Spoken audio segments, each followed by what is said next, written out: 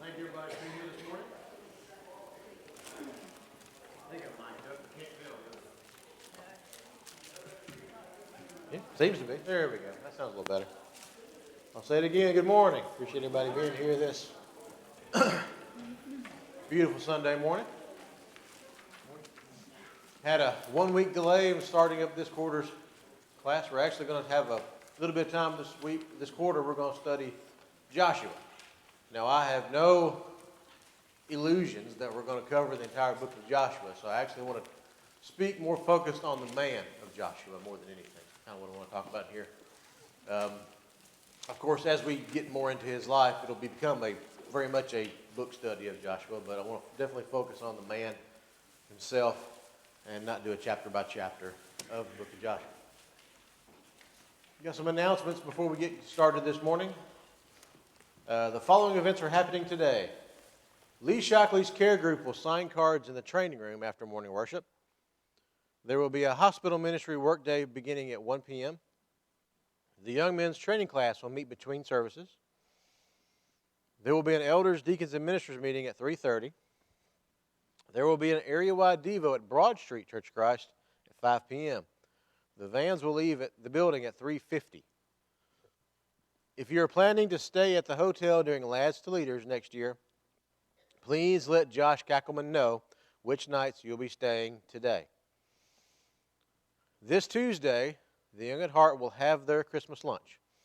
We will meet at the building at 10 and leave by 10:30 for Rogersville. Next Sunday, David Shannon, president of Freed-Hardeman University, will be speaking during our Bible class and morning worship. All Bible classes 6th grade and up will meet in the auditorium for class, and we will have a congregational lunch after the morning worship service. Please join us and bring a covered dish to share. There are flyers on the back table if you would like to use them to invite friends, family, and coworkers. And last but certainly not least, if anyone would like to help Anna Shockley's baby shower, please see Donna or Beverly. All righty. Well, before we dive into the study of Joshua, would you please bow with me as we start off in prayer? Our Father who art in heaven, holy is your name. We're so thankful for this day. We're so thankful for this opportunity that we have to gather together to study from your word. We're so thankful for your word, dear Lord, that it might be an example to us, a guide for us, in a way that we might know your will for us. Help us to study it, dear Lord. Help us to learn to apply it to our hearts and demonstrate it to the world around us. We're so thankful for it. We're so thankful for the love that you show to us each and every day. And most of all, we're thankful for our Savior, Jesus Christ. In his name we pray. Amen. All right, again, I want to touch on Joshua, the man, more this quarter. It will eventually become more of a study of the book of Joshua, but I definitely want to start off talking about the man. His name, and I'm going to butcher all these pronunciations, so y'all just have to bear with me because I'm horrible at that stuff. But his name originally was Hosea, which translates to salvation, but Moses renames him later on to Joshua, which means Yahweh saves, or God saves. That happens over in Numbers. I'm going to quote some uninspired Jewish history that I pulled off of one of the Jewish religious websites here. Well, this part's, anyway. Joshua was Moses' successor. That's not uninspired, that's true. Who led the Israelites into the promised land. The Bible describes Joshua as a devoted student, a saintly man and a brilliant military commander. Again, very true. Joshua led his people on all fronts, exhorting them to serve God while at the same time leading them in military conquest. He was born in Egypt around 1355. He led his people for 28 years until his passing in the year 1245. His story is recorded in the book of Joshua. Again, this is some of the uninspired pieces that I'm not, we don't have a lot of history as far as to tell us whether it's true or not, but Joshua was born as a Hoseb nun in Egypt like Moses. The speculation was he was hidden in the Nile after birth to escape Pharaoh's decree that all newborn babies, Hebrew males, be drowned in the river. Maybe, maybe not, they don't know, but they're speculating. And for 40 years, he was Moses' faithful servant. So, regardless, he was he was there during the Exodus. He was there, and he was a faithful servant of Moses. He saw the great victories and the great signs that Moses, with the power of God, of delivering his people out of that captivity.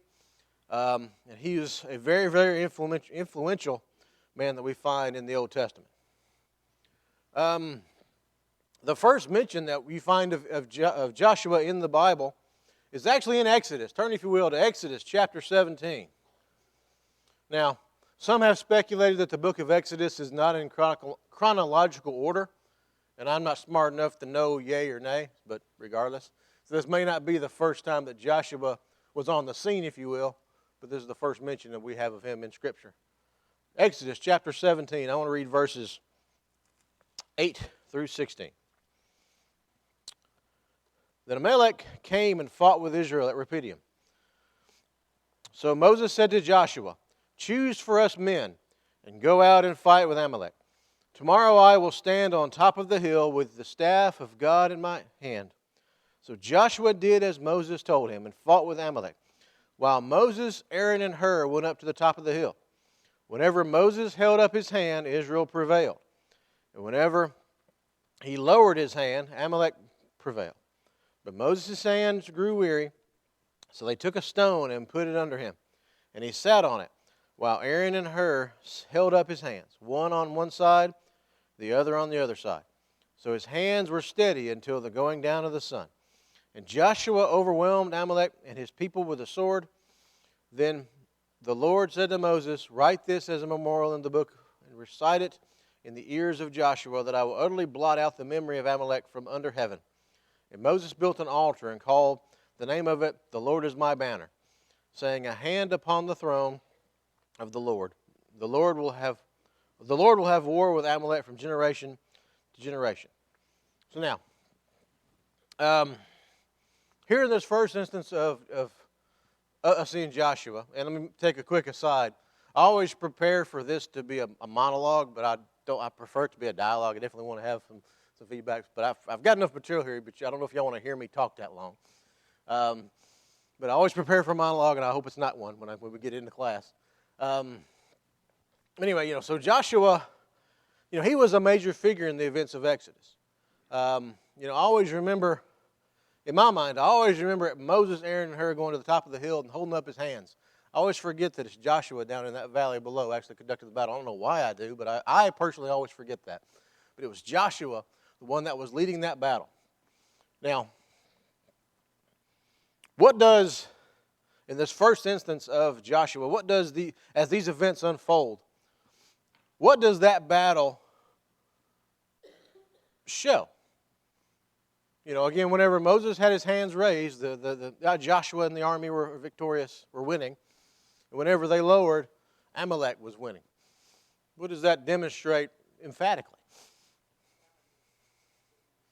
Is God the one to fight the battle? It's for, really and truly, if I'm in hand-to-hand combat with somebody, and I'm going to be very, very, I'm going to be very, very, redneck Scott version here, and there's an old man up on the hill raising his hands, really and truly, that does not have an influence upon my ability to hit somebody with a sword and repel their attack kind of thing. Shouldn't do it physically. But yet it did, because it was God. God really was fighting the battles for them. God here was the one that was giving them the victory. It was not them. And it's a demonstration that Joshua was indeed a great military commander, but it was God who was the one that was giving him the victory. It was God that was the one giving him the abilities and capabilities to be that great military commander. Again, it was a victory not merely showing the capability of of Joshua being a general and the sword, but the power that is from God that the people of Israel had with them. Something a little quick aside I love on this stuff is, who are the Amalekites here? Who is Amalek? Well, he was the son of Eliphaz and the grandson of Esau.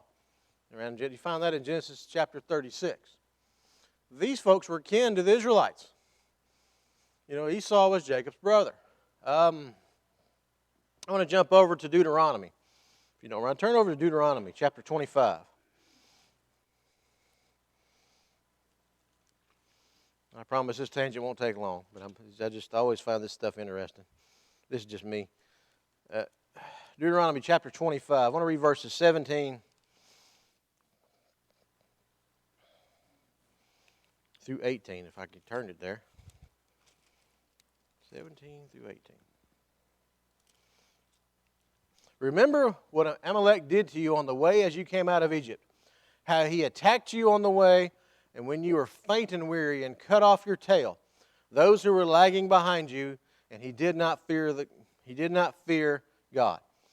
So the Amalekites here, they attacked the rearward, if you will, of the Israelites. They attacked the weak rear positions. Those that were, whenever an army is marching forward, the military might, the tanks, the battle, the battle wagons, those kind of things are up in the front, ready to engage, ready to conquer, ready to defend, ready to fight. Usually those in the rear are those that are, because you've got this big caravan of people. It is more of the people. It's more of the livestock, the women and children, those that are medical need, those that are not the great military folks. Well, those are the ones that the Amalekites come back in and attacked. These were kin to the Israelites. Again, these were descendants from Esau. I also found it a little bit interesting, again, history nerd part of me. Israel has a big problem with descendants of Esau. If you remember the Edomites were descendants of Esau also. You read about their upcoming destruction in the book of Obadiah in the Old Testament. I'm not going to go there right now, but it's just very interesting to me that all of these descendants of the bloodline of Esau became such thorns in the sides of the Israelites throughout their entire time frame. But what happened when Jacob and Esau finally met? Whenever that big caravan of Jacob's family and all of his possessions met with Esau. Well, they ran to each other, hugged and fell on their neck and wept, and they were forgiving and loving. And boy, the Amalekites didn't take that to heart, and neither did the Edomites. And it seems like not, based on what I have, again, just kind of quick reading through scriptures, there's a huge descendancy line from the group of Esau that felt slighted or whatever they might have felt, but regardless, they felt a need to attack Israel whenever they're in their times of most weakness. Anyway, sorry for you'll find that I have very much a shotgun mind. My mind kind of jumps all over the place, so, but that kind of history stuff just kind of interests me. But anyway, so Joshua, the first instance we find of him in Scripture, in the Old Testament, whether it be chronological or not, was in the battle with the Amalekites when, very famously, Moses went to the hill, went to the raised area, and with his hands raised, they were victorious, and with his hands lowered, they were losing, again demonstrating that it was God, not the battle, nor the might of the military, that was actually the one causing the victory. The next time we find Joshua is in Exodus chapter 24. Flip over there, please, for me. This was with Moses at Mount Sinai. Exodus chapter 24. I want to read verses 12 through 15.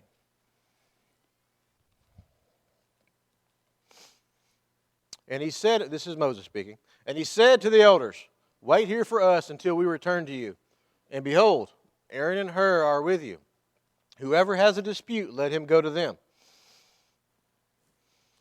Then Moses went up on the mountain, and the cloud covered the mountain. The glory of the Lord dwelt on Mount Sinai, and the cloud covered it 6 days. And on the seventh day he called to Moses out of the midst. I'm sorry, I just started way too early. 12, I'm sorry, verse 12. I knew it didn't make any sense. Verse 12 through 15. The Lord said to Moses, come up to me to the mountains and wait there, that I may give you the tablets of stone with the law and the commandment which I have written for their instruction. So Moses rose with his assistant Joshua. There we go, makes more sense. And Moses went up into the mountain of God, and he said to the elders, wait here for us until we return to you. And behold, Aaron and Hur are with you. Whoever has a dispute, let him go to them. Then Moses went up on the mountain, and the cloud covered the mountain. I want to pause there. So he accompanies Moses during the ascension of up Mount Sinai. This is for Moses to commune with God. Again, this is we see Joshua witnessing and being very, very firsthand, close-up witnessing of God's demonstration of power, of God being with the Israelites, God leading them, out of their captivity, taking care of them, winning their battles. But we see him accompanying Moses up as he goes up to Mount Sinai. God's plan for the Israelites at this time was to receive the Ten Commandments as well as the law, and Joshua was with Moses as he ascended. It's one of those things. He did not, whenever he most likely he waited for him at a lower space as Moses continued onward. There's some of the speculation. We're not given the exact verses on that, if I remember correctly. But regardless, he accompanied him up there. He was one of the special. He was the special man that was able to accompany Moses during that time frame. So he accompanied him when he ascended up. And he also accompanied him when he descended back down. Exodus chapter 32. We'll read verses 17 and 18 of Exodus chapter 32. When Joshua, again, this is when quite a bit of time has been spent. The Lord has been with Moses, etching the tablets of the Ten Commandments, giving the laws, giving discussion, basically giving instruction regarding the tabernacle, giving all of this instruction for the Mosaical law for them to take down for the people of Israel. Meanwhile, back at the ranch, back at the camp, a lot of trouble's been brewing. We're all familiar with the story of the golden calf and how Aaron and them took the gold off everyone's earrings and other possessions they had, made a golden calf, and they're beginning to worship, and they are worshiping it and having a feast to it. We now pick up in Exodus chapter 32. We see Joshua again picking up in verse 17 as they're descending down Mount Sinai. When Joshua heard the noise of the people as they shouted, he said to Moses, there is a noise of war in the camp. But he said, talking about Moses, it is not the sound of shouting for victory or the sound of the cry of defeat, but the sound of singing that I hear.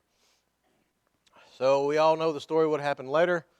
Moses descends down, sees what they're doing, gets enraged, throws down the tablets, throws down the Ten Commandments, breaks them. And we see because of the Israelites' disobedience and their worshiping of that golden calf. So you have Joshua here. He is accompanying Moses throughout a lot of these, I don't want to call them grand events because that greatly lowers them, but amongst all of these great interactions that Moses has with God. He ascended him up, he went up with him in Mount Sinai. God covered Mount Sinai with a cloud. God made his presence known when he was working with the Israelites. God had a better understanding of the Israelites than the Israelites did. They needed to be reaffirmed that God was with them throughout the entire journey that they were on. And even with that affirmation, they still struggled and fell away and those kind of things. Looking upon how the Israelites reacted, they have all this affirmation. They had the parting of the Red Sea. They had the the cloud and the pillar of fire and all of those kind of great miraculous things that God was demonstrating that He was with them. But even so, Moses went up to Mount Sinai, and how long was he up there? 40 days. That number is used a lot throughout Scripture, but 40 days. So this guy's gone a month, not even and a half. Clouds covering it. You see God's presence there, and the whole nation starts to fall away. I like, looking back upon it, reading the Old Testament, I like to wag my finger at the Israelites, but at the same time, it's a conviction upon myself as well. We've got a demonstration of God's love for us through His Bible, His willingness to send His Son to sacrifice as a sacrifice for me. So it's one of those cases, right? We see the Israelites doing this, and it is absolutely wrong. They deserve to be punished. But we've got to be very, very careful if we start wagging our finger at them, because we do a lot of very, very similar, I would argue, worse things than even they did. I mean, we have the luxury of looking at this in hindsight. We can read the Bible and see everything unfolding and all of these events and read the connections. And as I'm studying through the Old Testament, oftentimes something will click in my mind. Oh, this connects to that. I know this connects to this, and we can see how this path of the coming Messiah was so clearly defined and clearly laid out, and how that was done for us. That's an amazing thing. That's an amazing and wonderful and glorious thing. So, even though the Israelites had all of that in front of them, they still stumbled. And even though we have all this in front of us, we still stumble as well. But regardless, Moses is, he is the instrument that God is communicating with the Israelites. Matter of fact, the law is called the Mosaic Law because it came through Moses. It came from God, but it came through Moses. But anyway, back to Joshua here. Joshua here, he was with Moses during this event. It is not indicated whether or not Joshua went to the summit. I would speculate that he waited for Moses at some appointed place until the 40 days were concluded. But regardless, that's not indicated to us. But he did indeed go back with him on the return trip. So again, the second event that we pick up of Joshua in the Old Testament was him accompanying Moses on his journey up into Mount Sinai to receive the Mosaic Law. So, all right. The third time we pick up in Scripture that I could find, there may be another one, but definitely the third significant event that I could find in Scriptures is actually in Numbers chapter 13. Flip over to Numbers chapter 13. I got to move faster. I'm not going to get through this.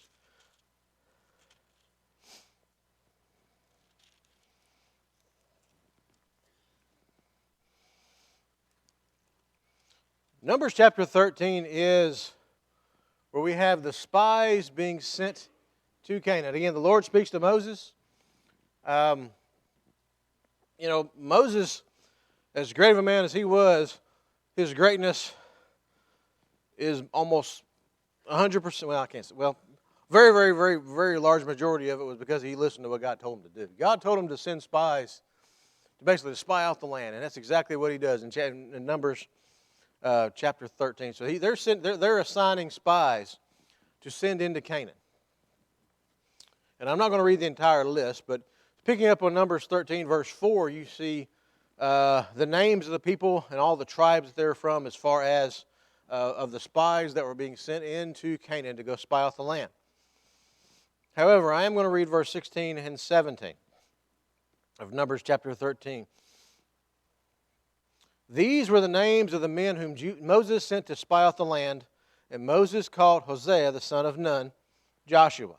And Moses sent them to spy out the land of Canaan, and said to them, Go into the Negeb, and go up into the hill country, and see what the land is, and whether the people who dwell in it are strong or weak, and whether there are few or many. And we'll stop right there. So here you have Joshua listed as one of the 12 spies that's being sent into Canaan. So he was identified as one of them being sent out to explore and report the land of Canaan. And what happens?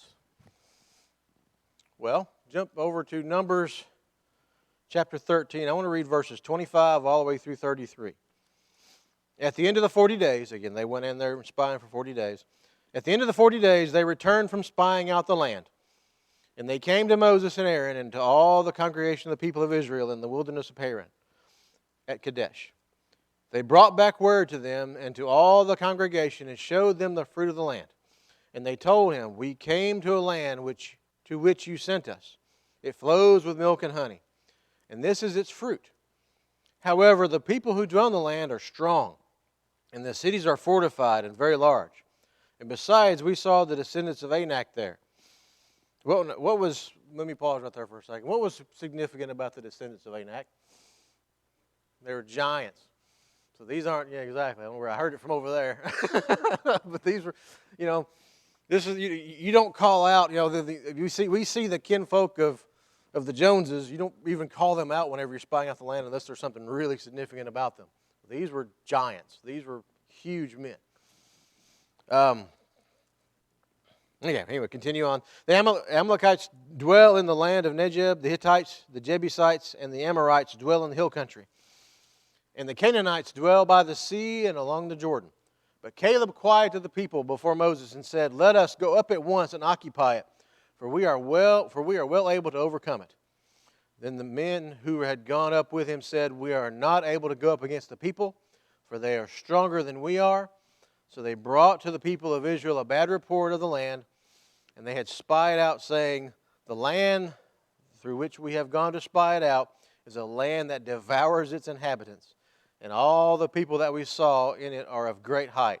Now, by the way, that's a bit of exaggeration. It was just the sons of Anak. But anyway, continue on. And there we saw the Nephilim, the sons of Anak, who come from the Nephilim.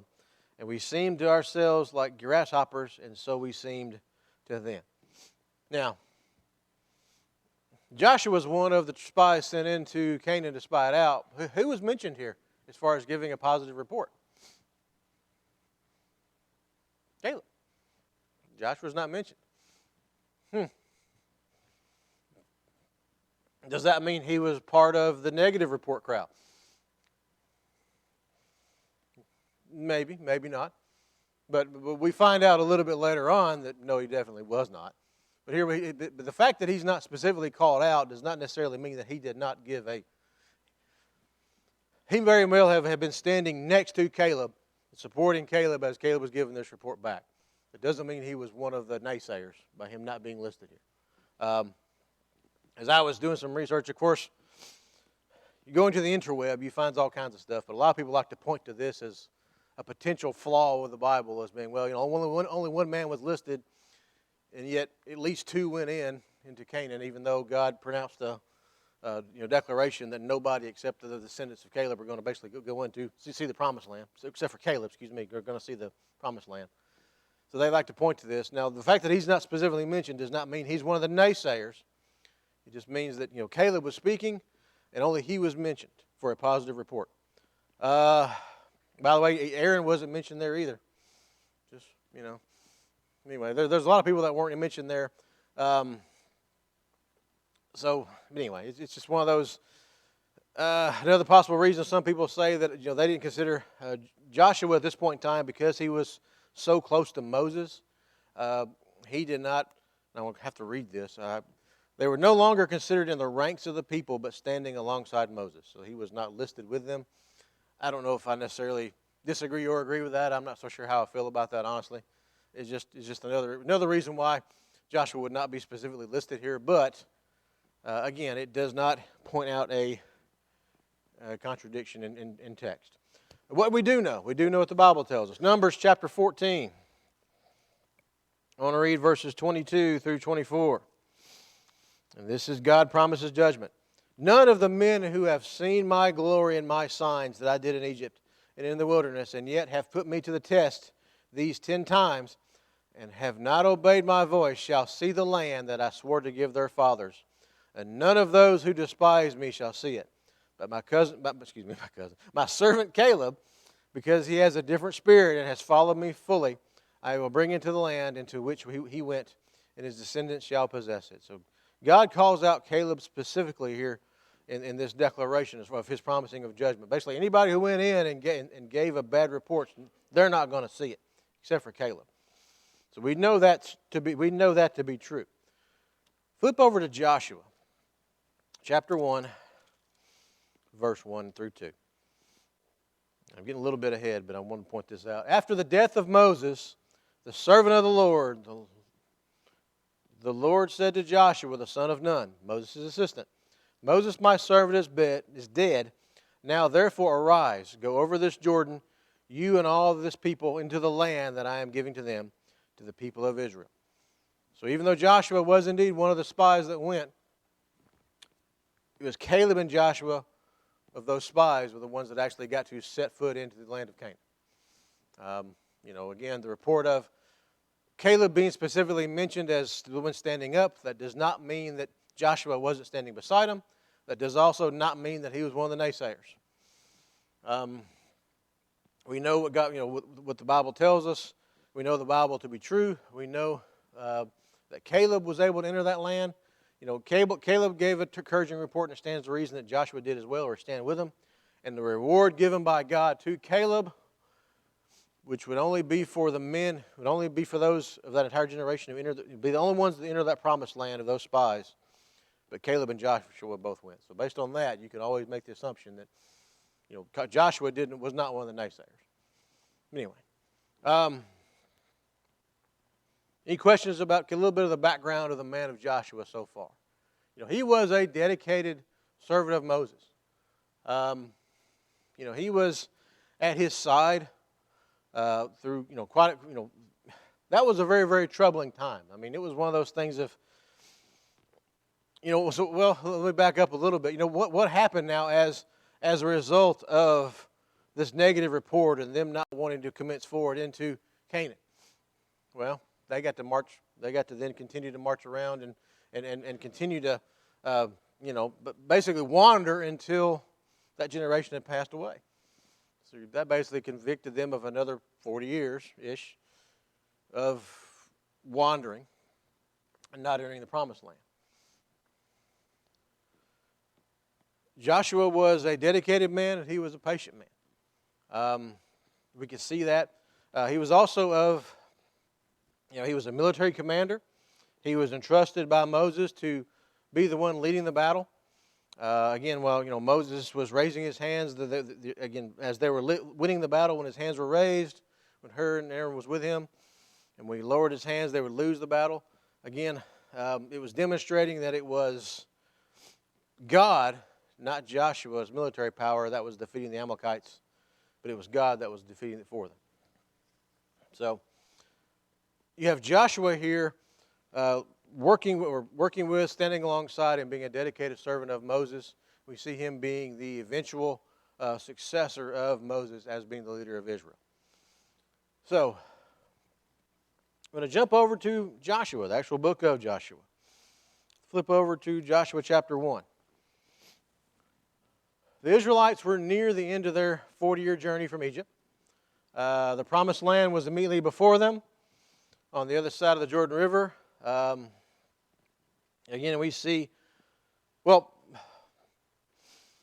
We see by this event even unfolding in front of us the commitment that God has and how His promises are true. God made a promise to Abraham. He made a promise to, basically the descendancy of Abraham. You'll pick up in Genesis chapter 15. And for what He promised to do for Israel, He is doing. He is fulfilling it. He's showing His faithfulness, His truthfulness. Whenever He makes a promise to the people of Israel, He delivers upon it. So the fact that they have made their exodus out of Egypt, they made their exodus out of captivity, defeated the Egyptian army by walking across the riverbank, essentially. They walked across dry land to the next side, and God killed the Egyptian army. All the battles that they encountered. This was not a stroll or a hike through, like around Montesano or up the Greenway. These were treacherous places, dangerous areas. And oh, by the way, it's a very, very large contingent of the Israelites. This is not just 5 or 6 or 10 or 12 people. This is million plus. Very, very large contingent. If you've ever had to work in any kind of logistical fashion and helping to organize and even just getting people to an event and back, once you get that group size up above 10 or 12 or 14 people, it starts becoming very painful just to handle all the organization and deal with all the things you got to deal with, making sure those that need taken care of are taken care of. So this was not an easy journey that they were undertaking, but it's a demonstration that God promised to Abraham, and you have of the eventual possession of the descendancy. And you see here they're coming up to the fulfillment of God's promise, as it was again made to Abraham, Isaac, and basically in possessing that land and its fortified cities. And God here is working out His plan, working out the promise that He made to them. So Joshua was a faithful servant of Moses, like we talked about. This faithful servant of Moses was appointed by God to lead His people. I want to read Joshua chapter 1. I'm going to read the first 9 verses.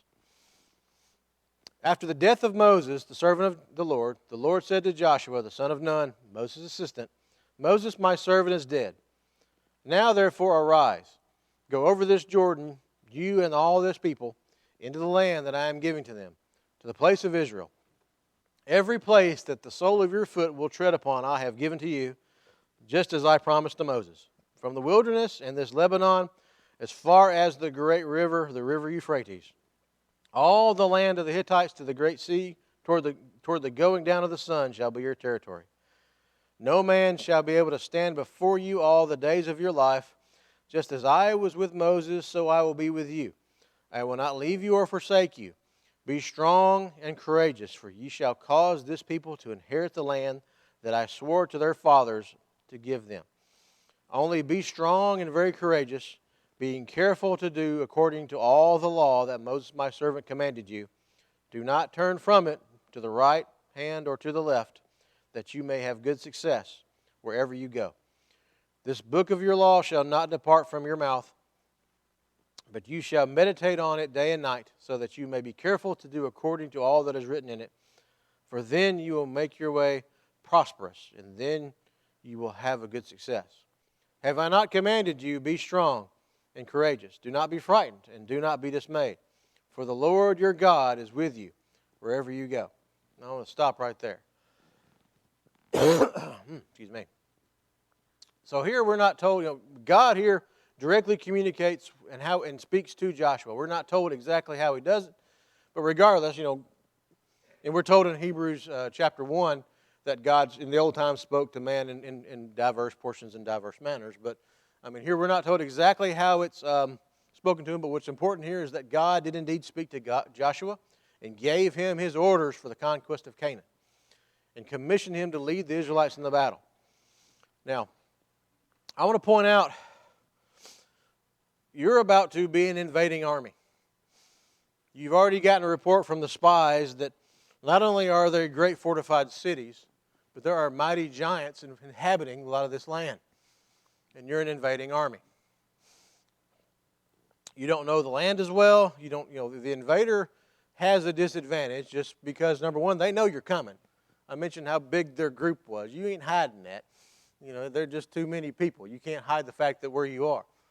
And, oh, by the way, they didn't have airplanes. So it's pretty much who they're going to attack is who they can march to. That's pretty much, or take a boat to. That's about it. So this is not, you're not going to outflank them with your airplane or nothing. You're marching forward or marching west or east or north or south. So as an occupant of this land, whether you be the Hittites or Amalekites or whoever you are, as the Israelites are coming near you, guess who's getting attacked next? It's going to be you. So there was not a great element of surprise coming here. They had fortified cities. They had, one of the, even the kids can tell you the story of Jericho. But what is one of the key defensive mechanisms they had in the city of Jericho? We're not there yet, but still. Walls. As an invading army, how do you deal with a wall? Well, the way the Israelites did, it's kind of contrary to what would normally handle it. But it's normally, yeah, exactly. It's kind of weird, but how most militaries would handle walls is you basically you'd lay siege to that city, cut it off from all of its supplies. You would then build up your defenses, and either you would bore through, dig through, or just flat out pound through those walls. I mean, so it was going to take time. Meanwhile, you're going to get pummeled by the archers and all of those men above you and beside you and stuff who are trying to prevent you from coming in. So that was a dangerous, arduous, very, very nasty military event that you're about to undertake. And they're marching in. But notice here in verse 5 what God tells Joshua. No man shall be able to stand before you all the days of your life. Just as I was with Moses, so I will be with you, and will not leave you or forsake you. How did God treat men or groups of people that ever stood against Moses as they're going through this journey? What about the rebellion of Korah and all those other things that propped up? God would come up with ways to demonstrate that this, not only are these folks going to get killed, but that they're going to be killed in a way that I'm going to show you that God did it. The ground's going to open up and swallow them. Boom. That's not something Moses had in his arsenal of tricks of a way of getting rid of people that are bugging him. God did it himself. But here God himself is telling Joshua, no man's going to be able to stand before you as long as you live. Now, how does that going to make you feel as a military commander? All right, nobody can beat me. Excellent. And this is God himself telling me. And also notice in this passage, how often is be strong and courageous repeated? Well, let's see. I see it in verse 6, be strong and courageous. Again in verse 7, only be strong and very courageous. Again in verse 9, have I not commanded you, be strong and courageous. If we jump down a little bit further, you'll find it again in verse 18. So God is repeating him numerous times throughout this passage to be strong and courageous. This was, again, going to be a very difficult thing and dangerous thing that God is calling Joshua and the people of Israel to do with this invasion. But God's with them to be strong, be courageous, understand that it's not through your power. Again, they demonstrated it in the Battle of the Amalekites. That it's not through the military power of Israel that they're going to have this victory. It's through God. We see this connectedness. We see how God is preparing the Israelites for this battle, this invasion that they're about to undertake. Why would, this is the Scott Redneck version, pardon my, I'm going to apologize again. Why on earth would God allow a victory to be handled and decided by an old man raising his hands or not? Why would you do that? It's to demonstrate that God indeed is the one fighting for you, taking care of you. He's the one that's going to give you the victory. And now they're about to utilize, that gives them that confidence, that understanding, that belief, whether they believed it or not, that was on them. But God demonstrated it to them that it was through His power that they're going to have this victory, not through their own. So even though they're about to go fight these giants in these walled cities, and they're not prepared to do so militarily, they didn't have any tunneling equipment, or they're not driving tanks into this group. They're not technologically advanced, if you will, from the other militaries. They're going in as an invading army with a great disadvantage militarily, but God's with them, so therefore they're going to win. It's just there. We see God preparing not only Joshua for this upcoming invasion, but we see Him preparing the entire nation of Israel. Well, the first bell's rang and the second bell is about to go off, I understand. Any questions, comments? Thank you very, very much for your time.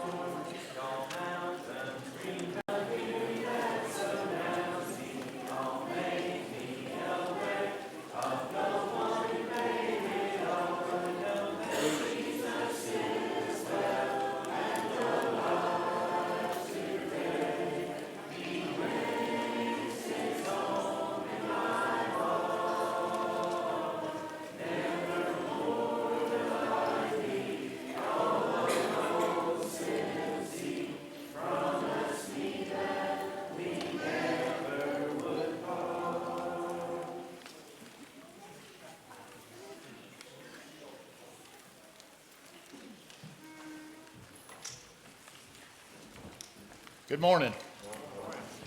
Chad Bader asked me if I'd fill in and do opening remarks, and I gave a little fist pump. So I think my wife gives my wife anxiety when I do this. You give me an open microphone and platform to stand on.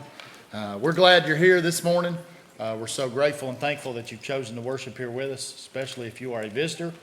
If you would, please take one of those cards and fill it out and pass it to the center aisle. Somebody will be around to pick it up in just a few minutes.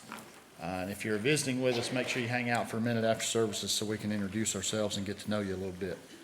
On our prayer list this morning, we extend our love and sympathy to Ernie Carrot and the loss of his friend Beatrice Cooper, who was laid to rest last Wednesday. Please pray for her family. Serenity Kimbrough had her wisdom teeth removed last Wednesday. It went well. Please pray for her continued recovery. Pray for Abby and Chase Wood, friends